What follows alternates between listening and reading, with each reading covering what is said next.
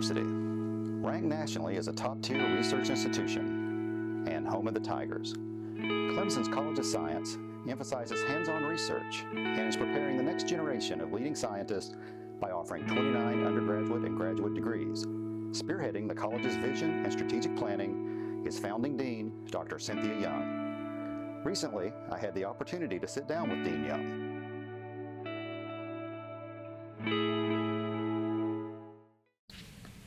Hello, Dean Young. Thank you for hosting us today. Hi, Michael.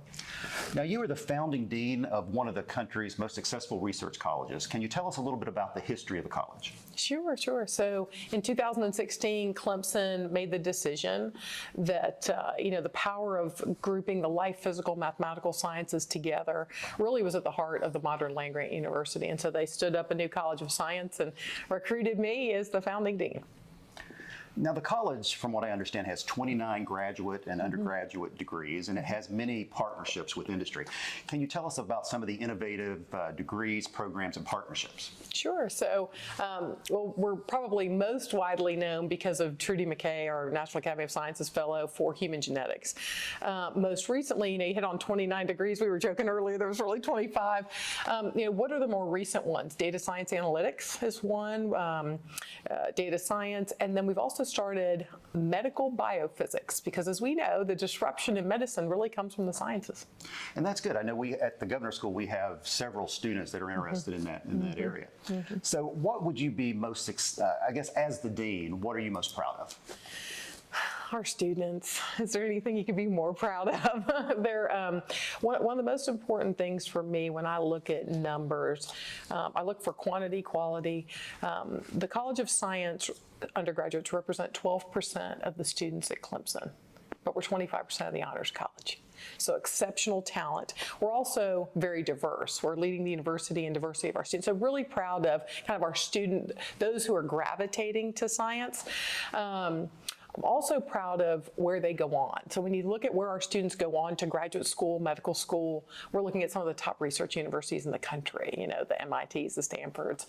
And then you also look at recognition. We had our first Rhodes Scholar recently. She was a genetics major. And we also are always leading the ACC. We talk sports here at Clemson, the ACC and Goldwater Scholars. And so it's really how our students are doing, how they're thriving, not just while they're here at Clemson, doing those, high impact experiences like undergrad, graduate research, or entrepreneurship, but where they go after. Okay. So tell me a bit about your personal history. How did you become dean? So I started out as a high school math teacher and a softball coach. Most people don't know that. And I was a late bloomer. I really didn't gravitate to research until a master's degree later on, and then became a math professor at a university. And then really, I have an entrepreneur. I lean into entrepreneurship, and I'm a builder. And so I started leading a lot of initiatives across I was at the University of Central Florida in Orlando. And then Clemson called and said, hey, we need a builder. You are clearly a builder, and we're setting up this new college, and we think you would be great to really be the founding dean. So I came to Clemson. You mentioned being a math teacher. Now, you have written a series of math, I think it's pre-calc textbooks. You looked that up. Yeah, used around the world. So can you tell us a little bit about pedagogy? What have you learned about teaching both as a teacher and as a dean? One of the things I learned early on, and it's why I didn't go into industry, it's why I went into the academy, was that there's no greater joy than teaching. There really isn't. Helping others learn, helping others thrive, that's really the joy for me. What I've learned, and I've based college textbooks on this, is that one size doesn't fit all. And we really need to focus on customizing the learning experience, not focus on the teacher, but focus on the learner. That's probably been one of the greatest shifts we've seen in higher education, is that learner-centric approach when it comes to pedagogy and curriculum. Okay. So as a dean, you're responsible for many teachers and many researchers. Can you tell us a little bit about your leadership philosophy? Yes, I share, I'm always trying to help folks develop as leaders. I believe, and Michael, this comes from an authentic place, I believe that to really, I would say, catapult an organization forward, not just incrementally go forward, I think it's a three-prong approach. I think you have to have the right leaders. I think you have to have the right talent.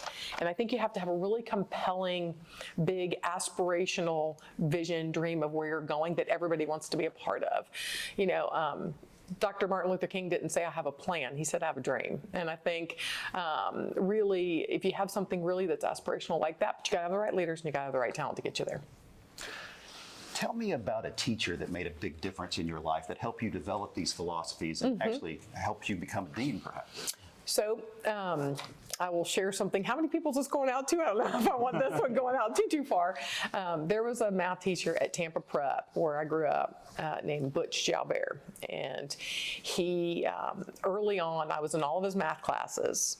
And there was a guy named Brian Solano who sat next to me. And he later became a GQ model. And I became a math professor. And he nicknamed us Blurt and Flirt. And I won't tell you which one I was. But he just made life so fun. He made school fun. He made math fun. And I think that really was my spark. And I thought, if I could be like him. So like I said, I started out when I went to UNC thinking I was going to be a high school math teacher. You were the dean of a college, and this podcast is about secondary STEM. So I'd like to ask a few questions about that. What do you think about the state of secondary STEM education in the country? I think it's in a really better place than when it was when you and I were in college. I'm lumping us together generationally than this generation. Now, like I said earlier, that shift in higher ed has really come off the teacher and onto the learner. We're focusing on student success rates. We're focusing on efficacy in STEM. We're focusing on igniting their interest. You do it at GSSM, right? With that early exposure to research experiences, to global engagement, all entrepreneurship, all of that. I think we're doing a much more intentional approach to that. And really, it's because we know that talent is uniformly distributed, but opportunity is not. And we're really focused on making sure we're getting that whole talent pipeline. Yeah. Would you have any advice for high school students out there that might be listening and are interested in careers in STEM? I got lots of advice. How much time do we have? One of the biggest things I share with students who are STEM focused is embrace the humanities. The humanities really talk to us as people about the human condition, our world around us, our place in it. And I think one of the most important things we're hearing from industry is that social intelligence, emotional intelligence, and really having a good global competencies to your lens as you come into this world. I think diversity makes us smarter. So as we think about the types of STEM fields, in fact, there's ones today that we didn't have. I mean, when you and I were in college, we didn't have data science or bioinformatics, right? And so for us, I always say embrace the humanities. We really think that prepares them to be, not just advanced citizenry, which is so important, and the humanities help us do that, but really to bring better solutions to the big challenges that are staring at us, from a scientific standpoint. The other thing, since I have an audience, I'm going to get on my soapbox, which I have shared many, many times with high school students and their parents, and that is when you go to college, take Calc 1.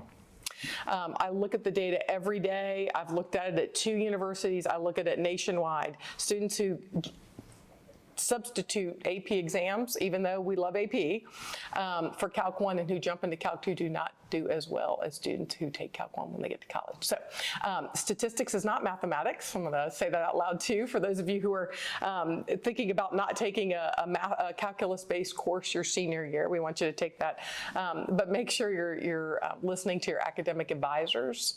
Parents, make sure you're listening to these academic advisors because we do this every day of the week and twice on Sunday. So trust us when we say we know the good paths. And so really listen to your college advisors when you get there. Wow. Well, thank you very much. I appreciate your time. Absolutely.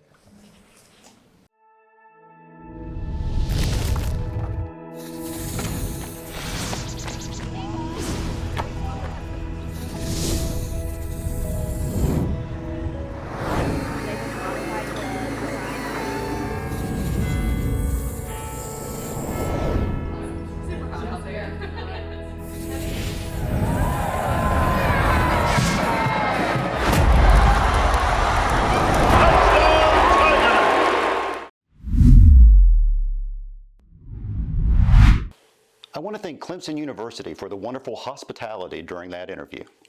Dean Young is certainly impressive. Anyone who can run a nationally ranked research college has to be smart and know people. But you can feel her energy as soon as she walks into the room. She told us that students should focus on the basics, like mathematics, but also keep broad interest and study the humanities. When she talked about leadership, She told us that a good leader needs to have vision and know how to communicate it. I appreciate all of those insights. Thank you for joining us on the STEM Formula. And remember, until next time, keep learning and growing.